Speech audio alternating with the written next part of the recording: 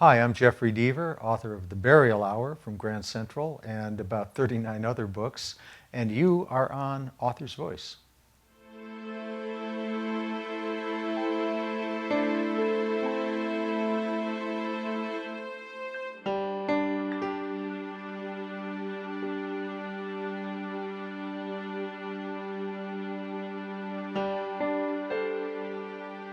Hi everybody, and welcome to Author's Voice, where we are connecting authors to the world. This is Solved, and I am Libby Fisher-Hellman, your host. And today I have the great pleasure of talking to Jeffery Deaver, who I think most of you probably know is one of the finest crime thriller writers in the world. We're going to be focusing on The Burial Hour, which is his book from last year, and it's out in paperback now. It's from Grand Central Publishing. It's $15.99, and we want to thank Grand Central for letting Jeff be here with us today. If you're watching this on Facebook live, please use the comments to submit a question. Include your name and where you're from, and we'll do our best to ask Jeff to answer them. Most importantly, though, we hope you're going to want to order a signed copy of the book, The Burial Hour, right now. All you have to do is go to authorsvoice.net to get your copies sent to you, because Jeff will be signing them after we're finished this conversation. Welcome, Jeffery. Well, thank you, Libby. Always good to talk to you. It's always great to see you, too. I understand, I did not know that you were born outside Chicago. I was Where? indeed.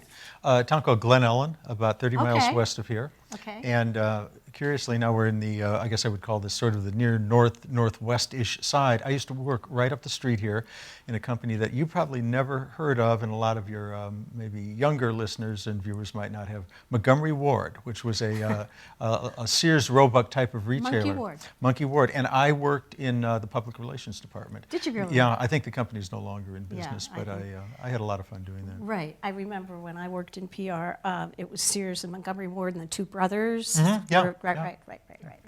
So you know what? I forgot to read a short bio of you. So I'm going to interrupt the flow just for a second, because I think most of you probably know about Jeffery Deaver, but just in case there's one or two of you that don't. He's a former journalist, folk singer, and attorney, a recovering attorney. Jeffery Deaver is an international #1 best-selling author. He's the author of over 35 novels, 3 collections of short stories, and a nonfiction law book. His novels have appeared on bestseller lists around the world, including New York Times, the Times of London, Italy's Corriere della Sera, the Sydney Morning Herald, and the Los Angeles Times. His books are sold in 150 countries and have been translated into 25 languages. He has sold 50 million books worldwide. He's received or been shortlisted for dozens of awards around the world. And last but not least, he's the lyricist of a country western album. And that was one of my first questions. Were you ever tempted to go into the music business? Well, yes, and out of respect to you and all your viewers, I will not sing on this show, however much you want me to. Well, also speaking of our proximity at the moment, I taught at the Old Town School of Folk Music on Armitage. I think they may have another division now. That was a long, long time ago. Thoroughly enjoyed it, and played at some of the clubs on Lincoln Avenue. The Earl of Old Town, that has been gone for a long time, but those places I absolutely love. What'd you play? Well, I played guitar, Okay. but mostly I was a singer-songwriter. My idols are people like Bob Dylan, Jackson Browne, Paul Simon. You note that job description I gave a moment ago, singer-songwriter. I wrote and have written hundreds of songs. I was pretty good at it because I was a poet as well, and I liked the way words fit together, and that came fairly easily to me. The second part of the job description, singer, I fell a little flat, if I may use that expression, with. I don't have a natural musical ability.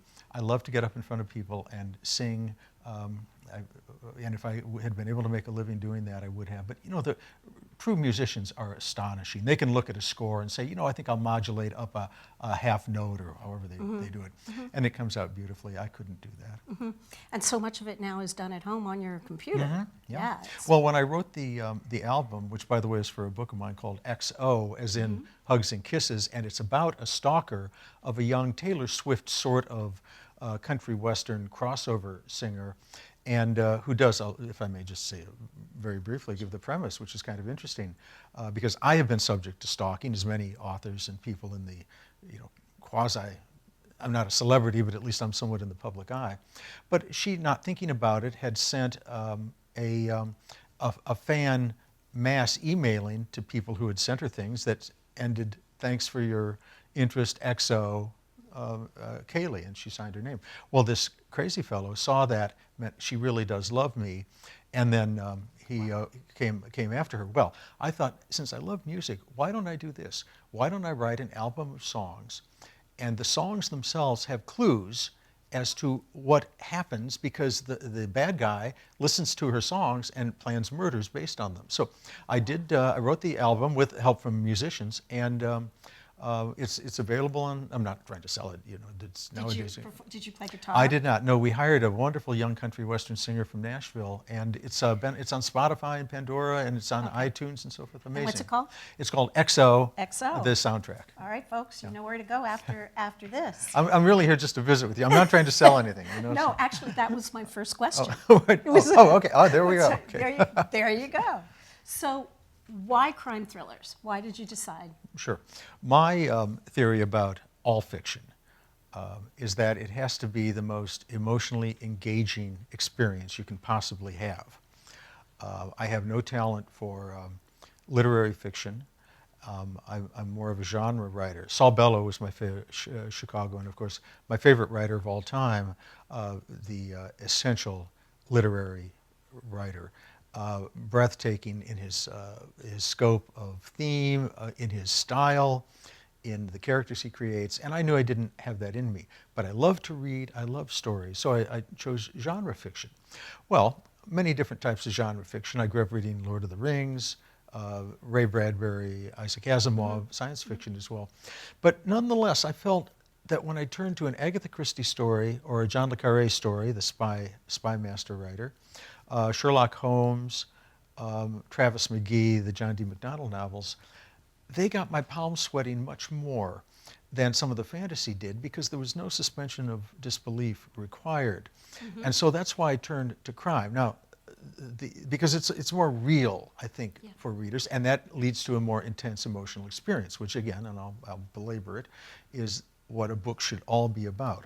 Well, the crime conventions, the conventions of crime writing suggest that there is a crime, of course. Some horrific thing is going to happen, or some terrible puzzle has to be solved so that the killer does not strike again. That's the core of the book.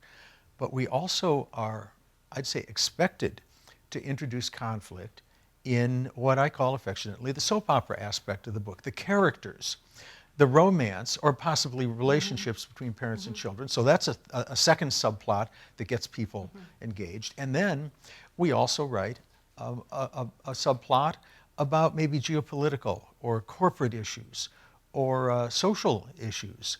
And that's like a third subplot, all these three plots interweaving, but it gives us the opportunity to keep that story moving from beginning to end. Can I humbly suggest a fourth? Oh, please. The idea of a puzzle. Oh, puzzle. Okay, excellent. The fact that the sleuth, whether amateur or professional, has to figure out by the clues who did it, or who's pulling the strings on who did it. Or why done it, or Right. why did it, whatever Right. that odd verb would be. But So you. I'm going to write this down right now. Okay, I'm gonna no see. problem. I'll attribute it in my footnotes. You don't even have to. It's not. I stole it from someone Oh, else. okay, fair enough. Well, that's- Okay, so what you write are really combinations of mysteries and thrillers. Yes. So if you look at mystery as being cerebral and thrillers being emotional, you do it all. Was that by design, or Yes. just it happened? The definition I use is that a mystery answers the question, what happened, in the past tense. A thriller answers the question, what's going to happen. I mean, at the end of the book, it answers the question, what's going to happen. As the reader goes through a thriller, what is going to happen next? As they go through a murder mystery, they ask, what happened? The vicar was murdered in the church garden. Well, there's a puzzle to be solved there. That would be a murder mystery. A thriller is, we follow then the person who killed the vicar who's going to go on to kill another vicar or possibly a nun or priest or something like that. And we want to see what are they going to do. The thriller elements of my books drive the story forward, and the mystery elements engage the reader's brain so that they can kind of figure out whether the hero is on the right track or whether the hero is being misled and possibly at risk. Mickey Spillane said this, and I love it. People don't read books to get to the middle. Right. They read Right. books to get to the end. So if I have in all of my novels this element of very fast-paced thriller, so that people turn the pages as quickly as they can to figure out what's going on, but they don't really get a free ride. They've got to kind of work through the clues. And I will say, I've been very, very lucky, and as you mentioned, millions and millions of copies are sold. But the fact is, I do hear from comments that say, my books take a little bit more work. And my response is, thank you, Good. because I think it enhances the experience. Yeah. Oh, I definitely do. So you've written over 35 books. How long did it take until you felt you were a solid writer? So you knew what you were doing? Sure. I wrote my first book when I was 11. Now, it was really like a long short story, but I divided it into two chapters, and I did the cover art myself, egregiously bad. But it was a novel, and some spy or crime novel, which I don't have anymore. I actually looked for it in my attic the other day, because a couple weeks ago, just for the novelty of finding it, couldn't track it down. But I knew from an early age I wanted to write fiction. But I also knew that I liked to go out to restaurants, and I liked to have basic elements like food and shelter and water and things like that. A car, maybe? Yeah, a car at some Yeah. point. And so, there are no prodigy writers. There are prodigy painters and musicians.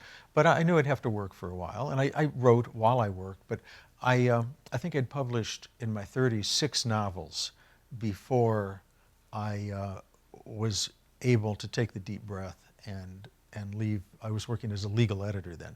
So I essentially cut my salary in half, but I was making enough with the 6 books that I knew I could do it. I was producing a book a year, and I remember I woke up the day after I left my publishing company, and I was facing The legal publishing. legal publisher, Right. right. Oh yeah, I'm sorry, we should say that. No, this is when I was working as an editor, full-time editor. And I left the company. I woke up the next morning, petrified. Will I be able to handle this? Because I'm a somewhat social person. I like the water cooler aspect of working, and I like the regular paycheck, of course. Will I be able to handle this? And it took me sitting down at my desk at 9 o'clock in my apartment in Manhattan. It took me 5 minutes to say, this is the life. And I never looked back. That was 40 years ago. Great. That's great. What's the easiest part, and we're going to get to research, but what's the easiest part of the book for you, right? And what's the most difficult? Sure. The way I work is unique. There's no divisions of unique. Somebody can say very unique. Either you're pregnant or you're not pregnant. You're unique or you're not. So I would say the way I write is uncommon among authors. I spend 8 months doing a very elaborate outline. And the outline of my book for next year, I'm starting that right now, it's already up to about 80 pages. And at the end of over the next 3 months, it will end up being about, I would guess, 130, 140 pages. Okay, let me interrupt you for just for a second. What's in that outline? Is it, do you do your research at that point? Do you have characters in there? Do you actually do sample dialogue? So it begins on a big board with Post-it notes, and we'll have nothing more than a premise of the opening, the set piece, because all thrillers need to begin with a compelling set piece, and I've got that in mind. And then I'll say, well, we need to have murder number 3 kind of down in the middle part, and then we need the big twist for subplot 2 here. I don't know what subplot 2 is yet, but I know I need it there. And I just stare at this and work, literally for 8-9 hours a day, and move the Post-it notes around. And over the course of about maybe a month, I'll end up with 30 or 40 Post-it notes. Those are the chapters or scenes in the book. Then I fill in more, end up with maybe 60 of them. Then I move to the computer. And when I say outline, it's not like Sister Mary Agnes's Roman numeral 1, capital A. It's just bullet points, right. the individual scenes. But they are, at that point, they're very small sentences, one-sentence descriptions of what happens. Lincoln Rhyme, my character from the Bone Collector series, discovers a clue involving food products. That's all there is to it. And so then it goes onto the computer. Now, I should say, at the same time, I am doing the research, but independently. So I have the outline going along and filling in notebooks of research, numbering all the pages of the notebooks. And so at the end of that 6, 7, 8-month period, the outline will have some sections with snippets of dialogue in it. It will have all the characters. It has all the clues put in. And it can be agonizing work. But for me, it is the most exciting aspect of putting a book together, because books are about structure as much as they are fine prose. In fact, I'd even say it's more important to have a brilliant structure, including the plotting, the twists, the turns, the surprises, the emotional waves. We listen to a symphony.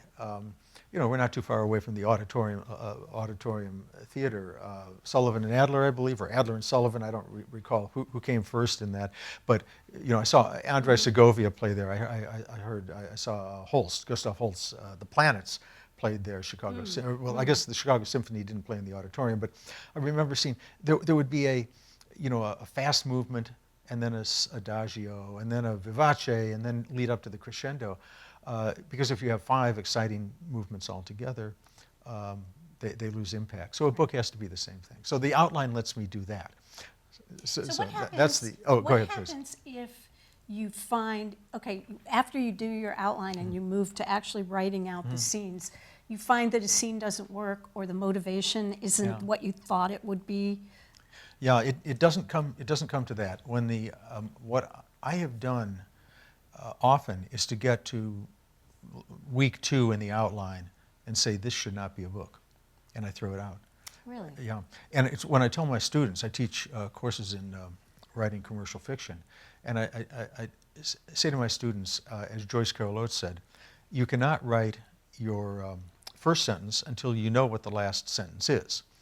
I am not have you heard the term pantser? Okay, I am not a pantser. Yeah, that's what I am and when I talk to my students, I say, whatever works for you. However, I'm right.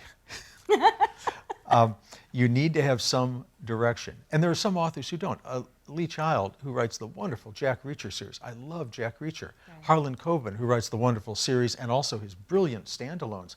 They don't outline. Right. But I think they're probably smarter than I am, and they can kind of figure this out on the fly. I can't. And I have started out with a brilliant idea for a book, I think. I've written 150, 200 pages of prose, and then I realized it's not going anywhere. And you have an option then. You can either continue writing and produce a book that is less than standard, and we cannot do that. That's unacceptable for our readers. Sure. Or you throw it out, and that hurts, 200 pages. Yeah. But if you do the outline, you're going to know within a week or two that idea shouldn't be made. Interesting. The only times that I've outlined, I've thrown it away. And what I work from a premise. I think I know the tentpole scenes and the climax, and usually I'm wrong. Yeah. So I'm more of a pantser. Well, and again, what works for you, and that's the important thing. So you've talked about idea block. Can you talk a little bit about what that is? Because it's not really writer's block, but it's similar. I think, if I can remember the quote correctly, Terry Pratchett, the great author, said, writer's block, there's no such thing as writer's block. It was invented by people in California who can't write. Well, and I was just in California teaching my course, and I had that, I said, I'm sorry, this is the real quote. I have to say California. But what I mean by that is that if given a sufficient command of the English language or whatever language one writes in, given an idea, you can tell the story. The problem with writer's block comes in 2 ways. One, it's not a story that should be written, at least not a story that should be written by you. or it's not time to tell that story. I wrote a book a couple of years ago called The October List, and it went backwards. It opened with chapter 36, and it went backwards in time. It was inspired by Stephen Sondheim's musical, Merrily We Roll Along, and also a Seinfeld episode that went backwards, which I absolutely loved, because I wanted to write a book with surprise beginnings, not surprise endings. I've been trying to do that book for 10 years, and it was not the right time for me to do it 10 years ago. But learning what I did about structuring stories and about what readers' expectations are, I finally could do it. And some people didn't care for it, but I loved one review. The Daily Standard in London said, "This is a work of genius, and one which he must never, ever do again." But That's good. That's good. Okay. We here at AV would like to assure everyone that no vicars were harmed in this production, which you talked about 10 minutes into. And that's from the Author's Voice staff. Okay. And that was from Facebook. Thank you. Vicars are completely safe, believe me. Okay. I know that you probably, well, I'm assuming that each book is a challenge to you in a different way. And I'm wondering, do you ever have times where it's just hard for you to come up with a new a way to deal with an obstacle, or a new way to push the plot forward, and you say, I did that in book number 8 or 16 or yeah, something? I'm actually up now to 40 novels and about 60 short stories. Wow. And I will wake up in the middle of the night and say, what a brilliant idea that is. Book 17. Heck, Yeah. I got to start over again. But, ideas have never really been the problem. You asked what was the hardest part. Yeah. And the hardest part for me is getting the characters to tie their shoes, to walk into rooms, to get into cars, and do the mundane aspects of life that one has to do in any kind of fiction. I'm a very pedestrian stylist, and whereas I love writing dialogue. I love writing not necessarily action scenes, but scenes of conflict and drama. In fact, I would rather write a scene in which two characters are going head to head intellectually, a la Clarice Starling and Hannibal Lecter, rather than a shoot 'em up scene or something like that. So but when I say I'm a pedestrian writer, and it's probably my journalism background, that I'm not a Cormac McCarthy or Annie Proulx stylist. Those are brilliant stylists. I don't write that way. So for me, to put together, fairly mundane words about the characters having to get on the subway, go to the meeting, go look for the clues, analyze the evidence or whatever. I do it, but I just have to roll up my sleeves and handle it like a chore, and try to make it inspiring and come up with a new word for forensic, and there aren't that many of them. Really. A little bit of housekeeping. If you're watching on Facebook, please write in with a comment, and we will do our best to get your question or comment addressed by Jeffrey. Okay, let's talk a little bit about The Burial Hour and Lincoln Rhyme and Amelia Sachs. Why Italy? There were two reasons I picked Italy, and I'll back up just a little bit if I may. Burial Hour is a Lincoln Rhyme book, as you alluded to. Lincoln is my quadriplegic forensic detective. And why did you make him quadriplegic? Yeah, he was a head of the New York City crime scene unit many years ago, injured on the job, and I thought, we've seen so many cliches in thriller fiction and thriller movies of the here, with all respect to people I love, like Bruce Willis and Tom Cruise, but they're the superheroes, and at the last minute of the film, they're going to pull out the gun that was hidden, or they're going to remember they knew how to kick box or something and beat up the bad guy. What if there were a hero who had as his only weapon his mind? And I thought, I like that, Sherlock Holmes. But even Sherlock Holmes could fight, and he carried around a pistol, and he had his sidekick Watson with his gun as well. And I thought, what if I create a Sherlock Holmes who was pure mind? And so I created Lincoln Rhyme, and he has to, by definition, solve the crime and stop the bad guy using his mind. Now he has Amelia, his partner. Absolutely. Yes, and she's a fast shot. She's a competitive pistol shooter. She drives a pony car, a muscle car. She has a very heavy foot, too. Yes, she is a very heavy foot. Some of the emails I get that, and I used to have a sports car when it was a inexpensive Chevy, kind of like hers. But when I lived in Manhattan, and I know for a fact you cannot get a car up to 80 miles an hour on the FDR drive, and it's not because of police; it's simply because of the traffic. You can't do that. But anyway, that's why Lincoln became my sort of modern day Sherlock Holmes, somebody who has to outthink the villain and have these intellectual puzzles. Why Italy? Well, largely because I wanted to write a book about a social issue, immigration. Now, in this country, and I'm not going to talk politics now, I mean, we can do that at another time, or like some bar we were in a few years ago talking all sorts of stuff. But I do believe that books are enriched by looking at social issues. My book, The Kill Room, was about targeted assassinations of American citizens extrajudicially. It was based on the Anwar al-Awlaki killing. He was the radicalized imam who ordered terrorist attacks in America, and the CIA, at Obama's instructions, had him taken out. And I don't really say whether it's necessarily good or bad, but I want, when readers close the last page, I want them to think, that was interesting. I want to consider that. Well, the immigration issue in this country is certainly a hot button topic now. However, my personal feeling is that our immigration issues pale in comparison to the immigration issues in the Middle East, North Africa, and Italy in particular, where I go quite frequently. And I have a lot of readers and fans there, and I know people in the Italian police forces and government. And I thought I could bring the immigration issue into focus in a book set in America, but it's not going to have the, I guess I would say the edge, the razor edge that it would have set in Italy, where tens of thousands of asylum seekers are streaming in.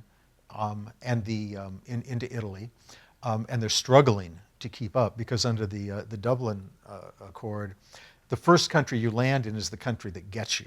You may then be sent elsewhere, but Italy being so close to North Africa, that's the issue. So that was the why I picked Italy. Did you reverse engineer the story, because it starts out, on the streets of New York with a guy who has a weird music thing that has nothing to do with immigration. Right. So well, then it comes back to America because of course my books have 3 or 4 surprise endings, and I can't really give too much away. But there is what starts in America often ends up in America, and that's not necessarily a political comment. Okay, so were you able to explore your love of music with this supposed villain in the book? Yeah, he's a weird. bit sick and twisted. He writes, he composes waltzes that he plays as we see a video of someone about to die. And for the bass line, he uses a recorded beat of a human art that slows down and gives the police only a certain amount, like the length of a song, to try to find him. Because remember Mickey Spillane? Don't read to the middle, get to the end. You have Lincoln and Amelia getting a little bit more into espionage. Yeah. Why is that? Is that just because of the times we're in? Well, I'll tell you what. When I teach my course in writing, as I may have mentioned before, I tell the students, we do this for the readers. That's what's most important. And what they want is what we give them. We have the pleasure of writing a story. They get the pleasure of what we do, and it has to be all for them. But we do need to do a little bit for ourselves. And I am fascinated with espionage stories. I grew up with Bond, and well, of course. Well, you wrote a James Bond. I wrote a James Bond novel. Yeah. I was lucky enough to be asked by the estate to do that. And so I thought, why not take them in a new direction? Now, that's not going to be their whole life, and the new book coming out in April, The Cutting Edge, touches on that briefly. Oh, you read it? Oh, okay. I loved it. Oh, thank you. Loved it. Thank you. I guess that's Sick and Twisted too, isn't it? So. No, it wasn't too bad. Oh, okay. Right. No, Thank you. Compared to not the music guy? Oh, he was sick and twisted. He Yeah. was pretty sick and twisted, yeah. Yeah. How much did you know about Lincoln and Amelia when you started writing them? Did you learn about them and their motivations and their personalities as you wrote them? Well, again, I did an outline for The Bone Collector. That was the first in the series. And I pretty much had them set, but I have, there are 13 books in the series now, and of course, I do like what I call the soap opera elements, which I mentioned before. And the soap opera elements really have to do with conflict in relationships. And again, not necessarily romantic relationships, but in their case, they are both professional and romantic partners. And so maybe book 4, there was an issue about children. And it turns out that Amelia has a physical condition that would make that very difficult. And so we weren't sure whether that was going to go in one direction or another. That did not occur to me at the beginning. There's an issue in one of the recent books about are they going to get married or not? And again, I'm a suspense writer, so I can't give that one away. But those elements all developed over the years. Mm-hmm. Can you talk a little bit about the trope of identifying the apparent killer early in the book versus keeping the reader in suspense until the denouement? Because you usually let us know who did it or who appears to have done it. Yeah, it's in my courses I have a little section on that I call it's like a wise sage literary concept that goes back a long time. I call it "Give me a break." We cannot have any "give me a break" moments in the book, and a perfect example of that is cell phones. Now,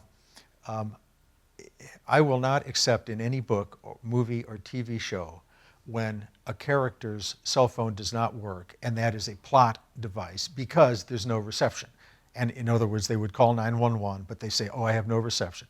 Unacceptable completely, which happens all the time. However, I will accept that the bad guy was so clever that he could climb up to a cell tower and cut 2 wires, and so that my hero's cell phone goes out, or he hacks into the Verizon or Sprint switch and derails my hero's cell phone, which would be impossible, almost impossible, but that's credible from the part of the story. So I have to introduce the villain at some point. Readers need to see that person. I have to seed the clues in along with all the red herrings so that when it comes to that big surprise at the end, they go, "Oh my gosh, I should have figured that out. He gave me all the clues, but he misdirected me like an illusionist." Mm-hmm. Mm-hmm. I like that. I like that. We are unfortunately over time, which I knew we would be, but I still have only asked you a couple of the questions I wanted to, but I'm going to try something a little bit different before we end. Is this a lightning round? Yes, that's exactly what it is. I'm subject to blurt things out, but we'll give it the best we can. Okay. Who in the world, alive or dead, would you want to have dinner with? Winston Churchill. Why? Because, first of all, he was one of the most brilliant writers of all time, and he lived in the crucible of the 20th century and affected the 20th century. You saw the movie, The Darkest Hour? I did, yeah. I haven't seen it yet. Gary Oldman is just one of my all-time favorites. Best rock band in the world? Rock band. Now okay. or earlier? Okay. I'd probably. I'm not really. I was a folk singer, but I'd say the band. Really? Yeah. Oh, I love that. Yeah. Okay. Yeah. Rob Danko. I hear that you are a great great cook. Maybe I hear that sorry. I hear that all the time. Yeah, You're really. a great cook. I'm What's so your often favorite? mistaken for Brad Pitt and George Clooney. But okay. Sorry about that. No. What's I your consider it a compliment. What's your favorite? What's your best dish? My gosh. Well, I cook everything from Indian to Chinese to Japanese. Probably a classic French dish. I would say coq au vin or coq au chambertin, which is coq au vin. The fricasseed chicken with a chambertin, a red wine, which is a little unusual. But, Okay, I'm coming for dinner. Yeah. Pizza toppings. Anchovies. Beer or wine? Wine. Favorite vacation spot? Vale.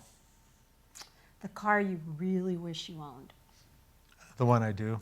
Which is? Porsche 911. Oh, okay. An older one. Okay. If you were an athlete, what sport would you play? Something where I wouldn't get hurt. I have no. I know this is a lightning round, and I'm kind of hedging here because I have never been an athlete. I did fencing, a little bit of fencing in college, but I don't, something where I could sit and, I mean, is video gaming a sport at this point? All right, I'll take that. If you weren't a writer, a lawyer, or a journalist, what would you be? Musician. Okay, if you weren't a musician, what would you be? Cook. Good. Is there like another one on there? Okay. What's in your refrigerator at home? I have been, I've been on the road now teaching my course, doing many book events for about 2 weeks. I am afraid of what is in my refrigerator at home. It's grown legs and arms. It may be walking around. Right. Yes. Well, thank you, and thanks for being a good sport on that. Oh, that was fun, Libby, really. Okay, we have been talking about the burial hour, but actually we've been talking to Jeffery Deaver about writing and mysteries and everything else in the world. Please get the burial hour. It's $15.99, published by Grand Central Publishing. Thank you very much, Grand Central, and thank you, Jeffery. Thank you, Libby. And I Great just to be here. would, me too. Yeah, this was really fun. And I want to just tell you a few things that are coming up on Author's Voice. We have Berta's Books on March 20th. Roberta Rubin will be interviewing author Catherine Rooney about her novel Lillian Bachfisch Takes a Walk at 3 p.m. April 14th, House Divided. Daniel Weinberg interviews Frank Cicero about creating the land of Lincoln at noon. Lit with Love, Sonali welcomes author Lauren Dane to discuss her latest novel, Jagged, April 19th at 3 p.m.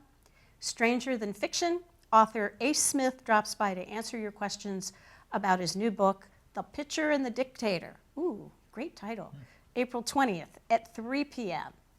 Ask a question, order your signed copy at authorsvoice.net. And if you are watching this on YouTube after the broadcast, you can still order signed books. Thanks, everybody, and Solved will be back again next month.